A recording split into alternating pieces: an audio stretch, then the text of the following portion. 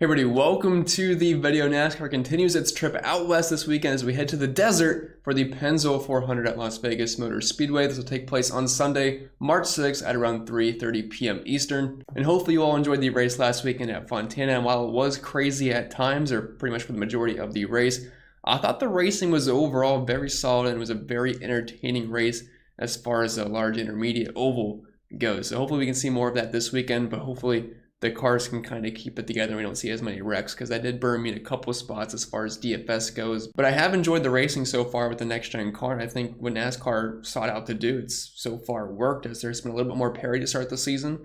We saw that at Auto Club with Eric Jones being able to stay up front. Tyler Reddick was dominating. We saw Chase Briscoe up top for a while. And even though Kyle Larson did win, I thought it was an overall very fun race to watch. We just have to fix some issues. Yes, the tires going flat is a major issue right now. It's basically killing races as you're going to lose a ton of laps since you have to get towed. But other than that, I think so far it's been solid. Just going to have to try to avoid some wrecks as far as fantasy goes. But I do think we are heading into the right direction. And if you are new here, my name is Chris Pennell. I cover NASCAR DFS each and every single weekend on this channel. I also go live on Sunday mornings to answer all of your questions and just hang out with you before the race starts. I'm also part of the Awesemo YouTube channel, which I do a live before lock show with either Jason or Phil, leading up until lock, breaking down the entire slate on DraftKings and FanDuel and answering all of your questions over there as well. And if you do end up enjoying any of the free content that I put out here over on YouTube, all I ask in return is if you can just leave a like on the video, subscribe to the channel if you haven't yet already, make sure you hit that notification bell so you don't miss out whenever I post new content. And feel free to leave a comment agreeing, disagreeing with anything I say in here, or if you just want to say hi. Any little bit helps in the YouTube algorithm, so I truly do appreciate it. And if we could get 350 plus likes on this video, that would be absolutely awesome. I asked for 300 last week. We got nearly 500, so maybe I'm setting the bar a little bit too low for you guys, but you are absolutely killing it, and it really does help us all out the more you push the video out to more eyeballs on YouTube. So thank you for that, and hopefully we can hit that once again this weekend. And if you want to take this one step further and become an official member over on Patreon, you do get some extra content over there, and by some, I mean a lot. Have the entire NASCAR model available over there, all the data you'd ever need, color-coded nice and neat, so it's quite easy to follow. My own personal optimizer, which is fully customizable, 150 lineups, settings, groups, all the bells and whistles. You can upload it right to DraftKings. Have all the projections over there on DraftKings, FanDuel, and Prize Picks, leverage scores, simulations for DraftKings and FanDuel, giving optimal probability, ownership projections, which I find to be the best in the industry, Discord only options. If you want to hang in there, we're active 24/7, breaking it down in voice chat or just regular chat. But yeah, check it out if you want. Link is down below beside the orange bubble. Hard to miss it, and it's the beginning of the month, so it is pretty much the best time to sign up if you are interested. And don't forget to check out the sponsored Prize Picks, and you can use code CPEN to get an instant deposit match bonus up to $100. No catch, it's just free money if you sign up and use that code if you're a new signee over there. But I think that'll be pretty much it for the plugs for the most part. So without further ado, let's get into the preview of this week's race. And as always, I have to mention a few things before we get started. So first off, the live stream this weekend, same time as last on the channel that you are watching right now, right here, I think at 11 a.m. Come in, hang out, ask all the questions you want. Just a fun way to chill before the race starts and get your questions answered live. And also be on the live before lock on Awesemo's YouTube channel at around 2:30 p.m. Eastern with me and Phil. Should be a good time over there. If you want to come in and ask any last second questions you have, I'll be more than happy to appease those. And secondly, the DraftKings contest that I host each and every single week. I think I messed up only making it 100 people last weekend, so we're going to bump it up to 150. If that feels quick, we're going to bump it back up to 200 like we did for Daytona, because I'm having a hard time trying to gauge the interest on the contest. So if you want to join, you can either comment your DK username down below. I'd be more than happy to send you a personal invite, or I'm going to link it in the pinned comment below in this video. It's going to be a link to join. It's going to take you to my Twitter, and then it's going to have a link right there to join the contest. That's probably the easiest way to do it, but if you want an invite, I'll be more than happy to do that as well. But it's just a fun way to compete against you guys, see what kind of laps you're building, and obviously the winner gets some prize money and you get a free shout out on the channel, which I'll put a screenshot of the top 10 right beside me right now. But yeah, I think that'll be it for the housekeeping for the most part. So let's get right into the preview of this week's race. And as previously mentioned, this is the Pennzoil 400 at Las Vegas Motor Speedway. It's a large oval, 1.5 mile track with not a lot of tire wear. There's your track outline. It's a 1.5 mile track, like I just mentioned, 267 laps, which means, I know you can't see that, but there's 186.9 dominator points available for this race, which means it's the most dominator points that we've had available to us all season long. So yes, dominators are once again going to be pretty important.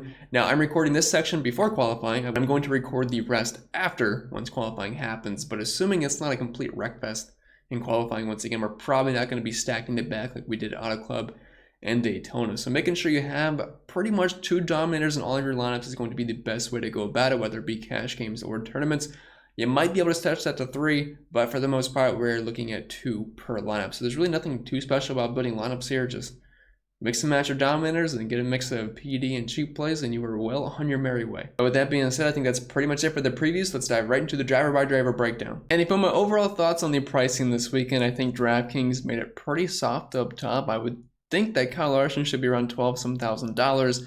The fact that his price got even lower after winning the race, being the optimal lineup score around 70 points at 11.3, is going to make some things pretty chalky up top. And I just want to let you guys know now that I just got done watching practices, just got done watching qualifying, so this is very fresh in my mind. So we're going to go through this together. These are pretty much my first thoughts, gut reactions on what happened and the salaries and whatnot. So we're going to be in this together, so do bear with me here. But just got done watching that. Only real thing that happened that would really cause a big mess is Kyle Busch. He wrecked in practice, absolutely destroyed his car. He's now in a backup car. We'll talk more about that when we get to him. But we'll start up top with the man, Kyle Larson, $11,300. Starting in second on the front row with Christopher Bell. Larson was amazing in practice. He's amazing at Las Vegas. He's great at these types of tracks. If you guys want to look at the practice numbers, which I think are a lot more valuable than they were last week. I didn't really talk about them much because we just didn't really get much data. But since we extended the practice time and we really got a lot of green flag runs, only the one disruption with Kyle Busch wrecking, I think this data is actually pretty useful. And Larson was, I mean, near the very top in everything. Second in the 1 lap, which I don't really care too much about, but 1 in the 5 lap, 1st in the 10 lap, 4th in the 15 lap. Overall, very, very strong. There was like 4 drivers that were way better than everybody else in practice, and we'll kind of talk about them. But Larson was the guy that really stood out to me. Strong in qualifying, strong in practice, strong at these track types. By far the most dominated points last season at the 1.5 large intermediates. He dominated and won Vegas last season.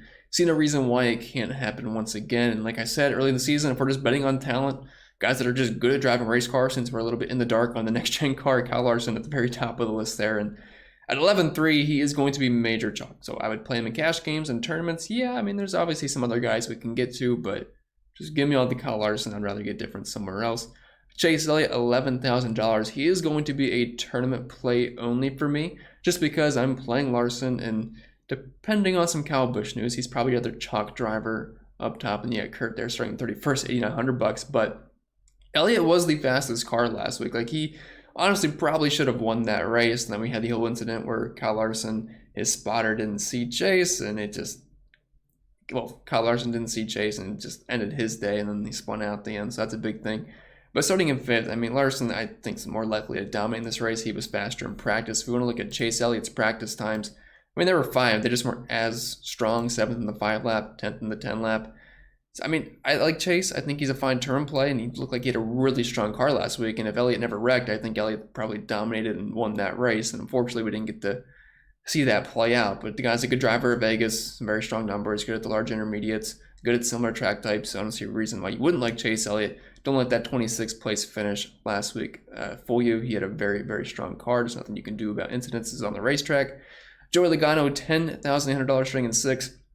I would say a very similar play to Chase Elliott, where they're both starting in a weird spot and their prices are just so close to Larson. It's like, just give me Larson. But if you are playing tournaments and you want to try to get away from that Larson chalk, I think Joey's a fine play. And if you like narratives, he got Pennzoil just blasted all over his car, and this is the Pennzoil 400, and Penske tends to run pretty well at Las Vegas. So if you're in for a good narrative, I mean, he's got the race sponsor on his car. So, I mean, not something I'm really looking into, but that is always an added narrative for you if you guys are down narrative street. But he was 9th in the 5 lap, 7th in the 10 lap, 5th in the 15 lap. Like, he has a fine car. I think he's going to run strong pretty much all day, and he's got some pretty good numbers at Vegas. Actually, 2 race wins out of the past 6 races there, which is very, very good. He is a constant lap leader here and typically good at these types of tracks. Wasn't as strong last season, but I mean, Joey's been pretty strong so far to start, and I wouldn't be surprised if he has a pretty good race. Tournament play only for me when I get there in cash games, but I think he's fine just to pivot away from some chalk and various lineups. Ryan Blaney, $10,500 starting at 11th. I really like Blaney here, and I'm hoping he goes overlooked because, again, he is priced right beside Kyle Busch, which I'm still trying to gauge on how people are going to treat Kyle Busch, because that car is, we'll talk about him when we get to him, but he's definitely got some question marks by his name, and everyone's playing Kyle Larson. But Blaney was really fast in practice. We know he's great at these types of tracks. He's qualified 11, so he actually has some added PD there. And at 10,500, while it's a little expensive for Blaney, he's a guy that can easily win this race. I mean, I don't think there'd be any big surprises about that. Third in the 5 lap, third in the 10 lap, second in the 15 lap, and he was one of the few guys that ran 20 and 25 laps consecutively. The problem with Blaney is that his pit crew is terrible. If you guys watched the race at Auto Club, Blaney was he had a very fast car, very fast, and he was definitely making some gains on the track, a lot of green flag passes. It's just, he kept losing so many spots on pit road. Like, it didn't matter. If he gained 7 spots on the track, he's losing 9 every single time they come down pit road. So if those issues continue, well, I think he can be a solid play. It's going to be hard for him to dominate unless he gets out front early, because if he's going to lose those 5 spots on pit road every time, that's something to definitely be concerned about. So while I do like Blaney, I just might have a little bit of trouble getting to too much of him because of those pit crew issues. But I'll certainly be looking to take some stabs in tournaments, but I'm not going to get there in cash games more than likely, especially at that 10,500 price point. Then dropping down to probably the biggest question mark on the slate, really the biggest talking point. We have Kyle Busch at $10,200, starting in the very back, 37, wrecked in practice, so he's not going to a backup car, did not put up a qualifying time because he's going to go to the rear anyway. Now, I know what you're probably thinking, Kyle Busch in the rear, that's a lock and load play, which normally I would agree with you, especially at this price point at $10,200. But the car that they got off the hauler, it had Hamlin's name on it, and basically it's a parts car, so it's not even anywhere close near ready to race. So they definitely have a lot of work that they have to do, which does give me some concerns because it's not a lot of time for race day.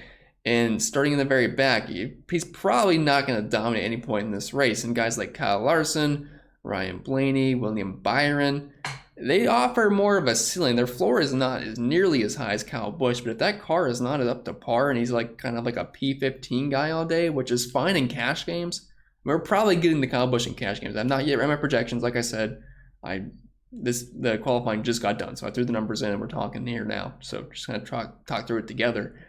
But there's probably going to be no dominator upside with Kyle Busch. So you're going to have to get there on PD. So while I think he's a good cash play, it might be a decent spot to go underweight in tournaments. Now, I might change my tune on that by the time the live stream rolls around. I look at projections, but I mean, I feel like the ceiling is on guys like William Byron or Kyle Larson, and just really any of these guys are pretty high if they can end up getting up front, because they'll definitely outscore Kyle Busch. So just something to keep in mind. He is from Las Vegas, and obviously always have the hometown narrative, and I think he's a good play. I'm going to be playing Kyle Busch. It's just I am a little bit worried about the car. Hopefully we can get some more news on that by the time the live stream rolls around tomorrow, and Bob will give us some good nuggets, hopefully, to see how up to par the car is. Because if Kyle is like, this car is not ready and we're going to suck all day, then yeah, we'll probably hop off some Kyle. But if he says it's fine, should run normal, then I'll definitely try to up my Kyle there. So it's going to be a bit of a waiting game there. But starting at 37th, he definitely looks really good on paper. Denny Hamlin, $10,000, starting in 8th. Kind of in a weird spot where I don't see myself playing too much Denny Hamlin. I love the guy we're about to talk about right below William Byron. And I like a lot of these guys a little bit more than Hamlin. Hamlin is good at Vegas. I mean, he dominated one this race last year in the fall. And Hamlin was great at the intermediates last season. And $10,000 is actually a pretty fair price point for him. In practice, I mean, we didn't get too much out of him. 10th in the 5 lap, 11th in the 10 lap. So it wasn't like anything extraordinary. But we know he's really good at Vegas, one of the best driver ratings. 3 top 5s here the past 6 races. I believe actually the most laps led per race here. And obviously looking at last season, you had that Vegas win. Second race of the season there, 5th at Kansas, 15th in Auto Club, but the Toyotas really weren't that great last week. Definitely had a bunch of issues, especially with the overheating. Hamlin's a fine tournament play, but I mean, other than that, nothing to really get too excited about.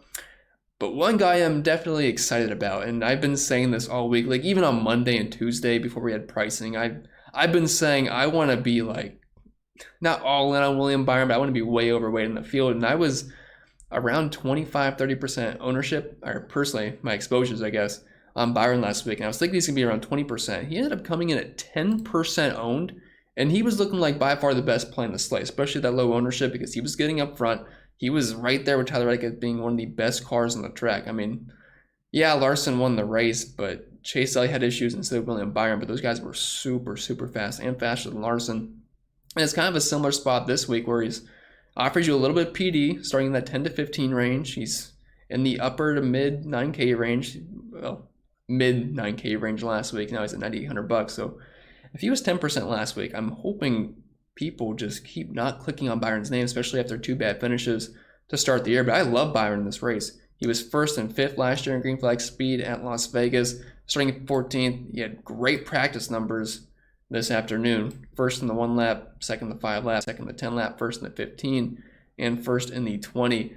I am all about Willie B here. He was great at the large ovals last season. Very, very consistent each and every single time. And even though he finished 18th here last year, I'm not worried about that whatsoever. I love William Byron. I think he's an excellent tournament play. Not sure I'll get there in cash games, but as far as tournaments go, he's going to be one of my favorite plays as of right now because he's very affordable. You can easily fit in Byron and Kyle Larson together. Like, that's not going to be a hard thing to do this week. Martin Truex Jr., $9,500, starting in 12th. While he does have a decent history here at Las Vegas, I am not really one to play Truex at the large ovals the past couple of seasons. It just hasn't really been working out too well. He's been a guy that I target at the short flat tracks. Like, he's got some good finishes mixed in here for sure, but he's really just not picking up that many dominant points. Like, if you look at last season at the past, I believe this is, the past 11 races, I did throw an auto club here in the track type form just because it's one of the very few races we have in the next gen car. He's averaging 4.1 laps led and 7.5 fast laps. Like, that's just not going to get it done for me. So while Truex is fine at $9,500, I just don't think he's got the ceiling I'm looking for at that price point. Tyler Reddick at $9,300, starting in 7th. I'm hoping the price increase does keep people off of Reddick, but if he didn't wreck last week, we're looking at probably a 100-plus point day out of Reddick. He had the best car on the track. Now I realize Chase Elliott did wreck, so maybe Chase Elliott had the best car, but besides that, Reddick was absolutely flying. 6th in the 5 lap, 6th in the 10 lap, and look, like I said, we're betting on talent early in the season, and Tyler Reddick, Kyle Larson, those are the kind of guys that you want to look at because they have plenty of talent no matter what kind of car they're in. So even though the price is up, I still like Reddick here to take some stabs in tournaments. Kevin Harvick, $9,100, cheap again, kind of a similar play to last weekend, but I'm not going to be that high on Kevin Harvick, I don't think. Starting in 25th, he was slow in practice. He was slow last week. We kind of just got lucky. There was a ton of attrition. And it doesn't look like we're going to have that once again. I think they're going to have these cars figured out just a little bit more. We had more practice time, and it wasn't a complete wreck fest in practice and qualifying. Then you have one spin out in qualifying. So I think that's probably positive news for keeping this race somewhat clean. Starting in 25th, I could see Kevin Harvick just kind of being stuck in like 15th, 17th place all day. Even then, a top 10 is probably not going to cut it with no dominator points. So assuming it's just, again, not a wreck fest, and all the dominator points are spread out a little bit. So Harvick, while he's a fine PD play, I'll have some of him. I'm just not going to be huge on Harvick here. Even though, yeah, good history at Vegas, it's just looking for a little bit more at that price point. And I'd rather play, I think Tyler Reddick has a much higher ceiling than Kevin Harvick on this list, as odd as that sounds, with Harvick starting back in 25th. Dropping down to the 8K range, we have Kurt Busch, $8,900, starting all the way back in 31st. And obviously, like brother Kyle, is also from Vegas. And Kurt Busch is actually pretty darn good here. Actually, he's a recent race winner. He didn't dominate that race, kind of got lucky at the very end, but still counts nonetheless. But Kurt Busch was like the one Toyota that didn't look terrible last week. He had to keep going to the rear, but he kept driving up and ended up getting a solid finish. Starting all the way back in 31st, going to be a pretty good PD play. Looking at his recent finishes at the large ovals, 8th at Auto Club last week, 4th at Kansas, 8th at Vegas last season, 4th at Michigan, 1st at Atlanta. Kurt Busch is going to be a pretty solid play, starting all the way back in the back. And he wasn't slow in practice either, just had a bad qualifying run. 12th in the 5 lap, 9th in the 10 lap, 7th in the 15. So I think Kurt is going to definitely be a very solid play, and you can certainly play him in cash games.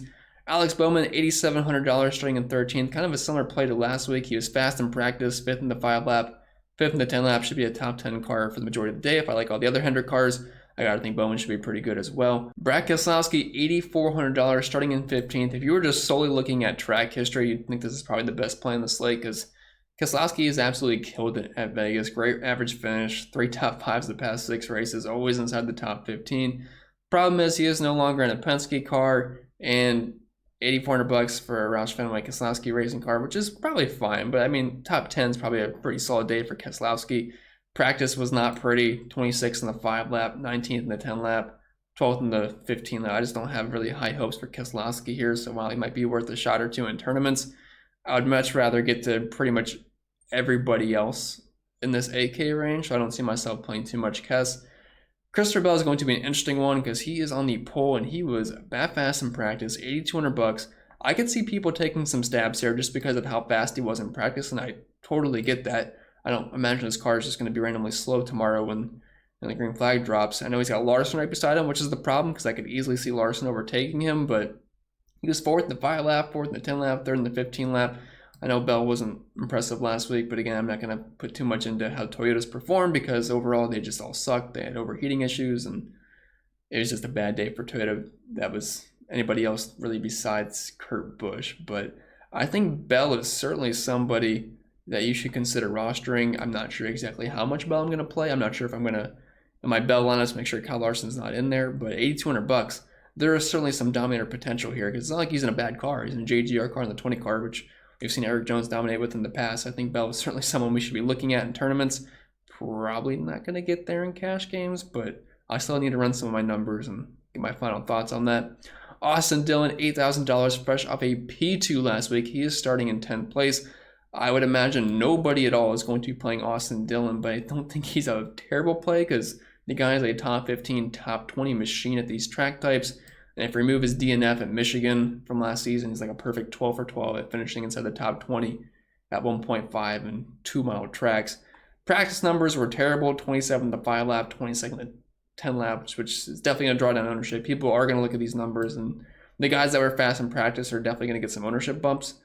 But on the flip side, I mean, the guys that sucked in practice should probably see their ownership drop a little bit too, and that's certainly going to be Austin Dillon. But if you're looking at these track types, I mean, Dillon's been crushing it. Average finish at 12.1, 5 top 10s, 10 top 15s. So Dillon's an interesting tournament play, but the slow practice was certainly concerning for me on Dillon. Dropping to the 7K range, Eric Almirola, $7,800. He's starting in 20th. Probably another guy that a lot of people just aren't going to click on because it's just never exciting to play Almirola. And I feel like he's going to finish right around where he starts. I know last season at these track types, he was just insanely slow. It was always a fade for me. I always played him at the shorter tracks. 1.5s and above were just usually a fade for me on Almirola. In practice, 19th in the 5 lap, 16th in the 10 lap. Looking at his numbers at Vegas, 16.2 running position, average finish around 19.2. Extend that to last season, average finish at 22.5 with the running position pretty similar. Did finish 6th at Auto Club, so maybe things are going to be brighter for him this season, but I'm not going to be huge on Almirola here. Not a complete fade, but not someone I'm super excited about.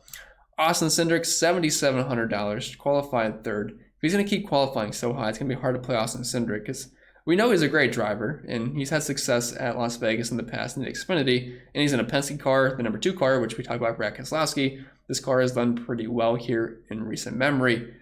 Problem is, starting third, he's going to have to pretty much hold his ground and get some fast laps here and there, which I don't really see happening from Cindric, so I can't really imagine if I'm going to have any whatsoever of Austin Cindric, unfortunately, even though I was kind of looking forward to playing him this weekend. It's just that starting spot's definitely going to be pretty rough. Ross Chastain at $7,500. I'm pretty much viewing him as a very similar play to Eric Almirola, where I'm not super excited about, but I don't think he's a bad play either. If you're over on FanDuel, $5,500 is actually pretty appealing, but DraftKings 75. I just feel like he's going to finish pretty close to where he starts. He was running pretty good at Auto Club near the end of the race. I know he had an issue. I believe he spun out.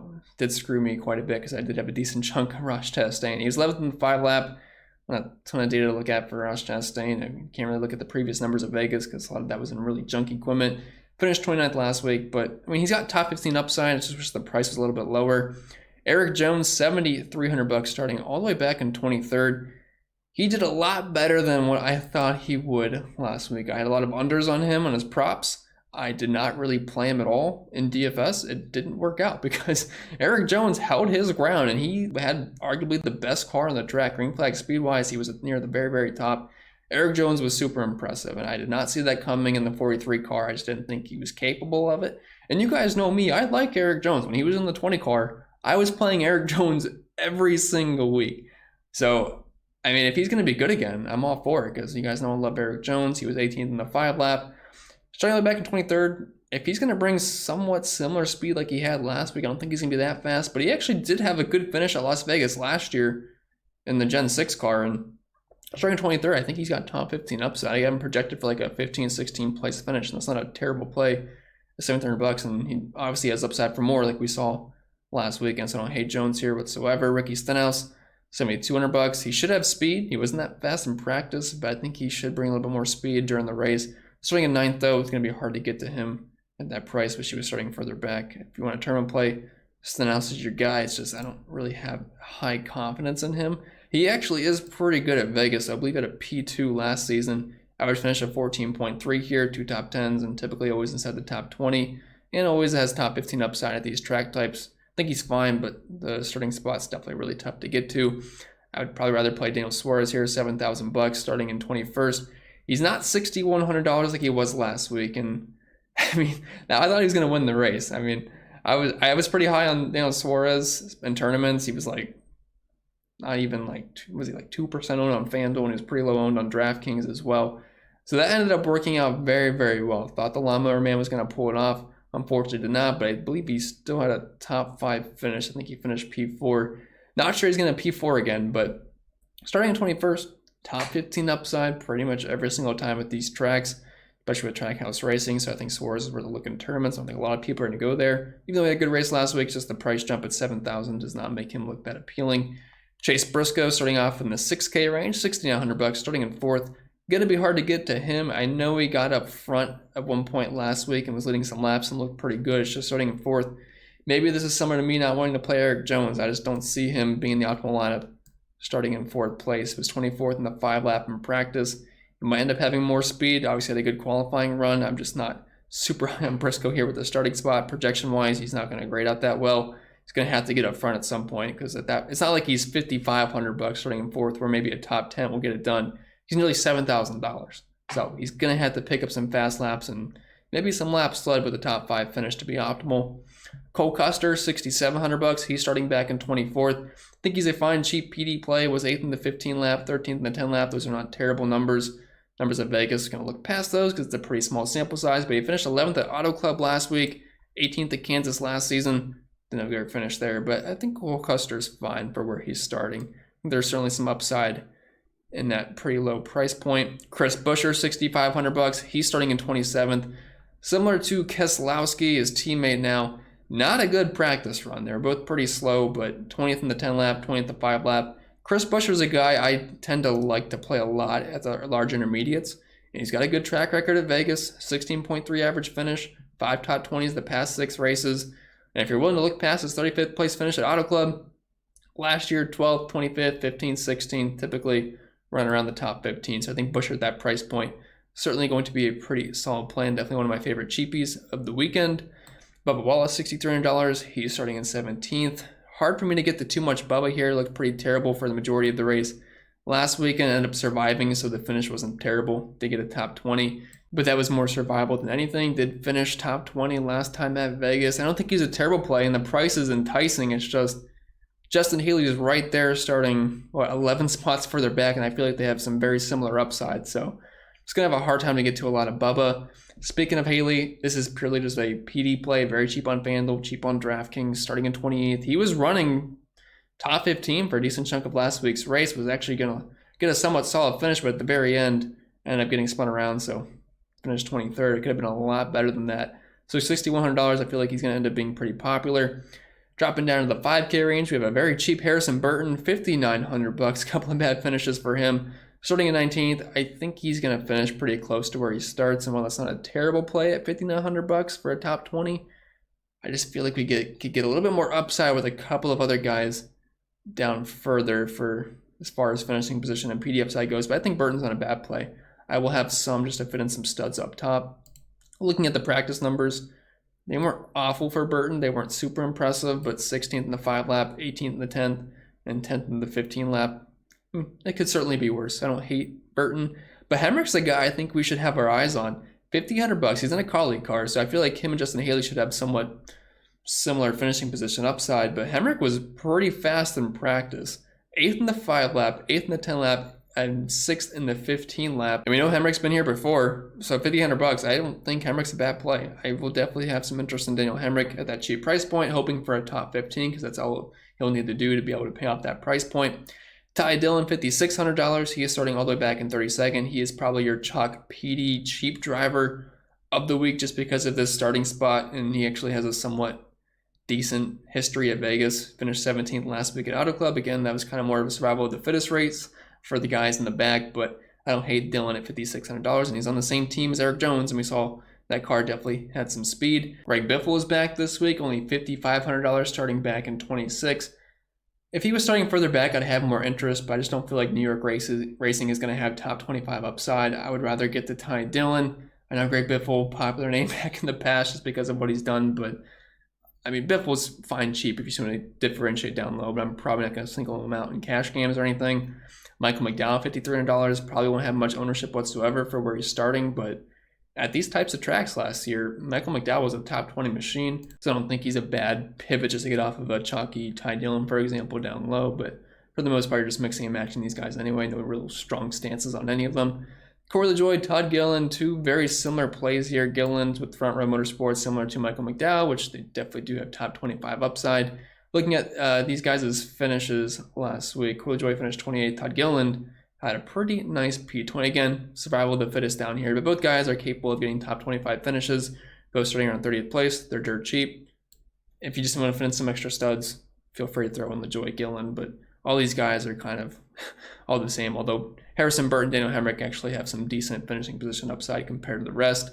And then as far as the 4K punts go, you just have to hope for mass carnage for these guys to be viable plays. And they actually weren't the worst plays last weekend. They were starting a little bit further up than what they normally do, but this is kind of where you'd expect these guys to start most weeks, like Blicky 34, 36, 35th, 33rd. So if you think it's going to be a carnage race like you saw at Auto Club, feel free to play these guys, but that is not the assumption I'm going with this weekend. If I'm building single entry or 3 max, there is no way I'm getting to any of these 4K punts. But with that being said, I think that'll be pretty much it for the video. So if you found this helpful in any way possible, or entertaining or informal, whatever it may be, just leaving a like on the video, leaving a comment, agreeing or disagreeing, and subscribing to the channel, turning on the notification bell can go a very long way in the YouTube algorithm, and I truly do appreciate it.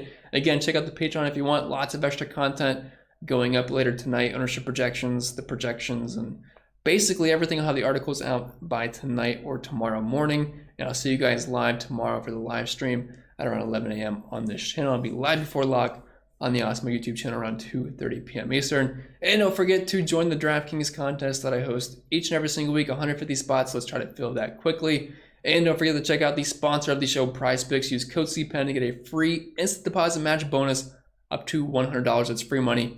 Why not use it to your advantage? PrizePicks.com. Use the link down below and use code CPEN when you sign up. I think that'll be it. I'll get out of here, and I wish you guys the best of luck, and I'll see you on Sunday.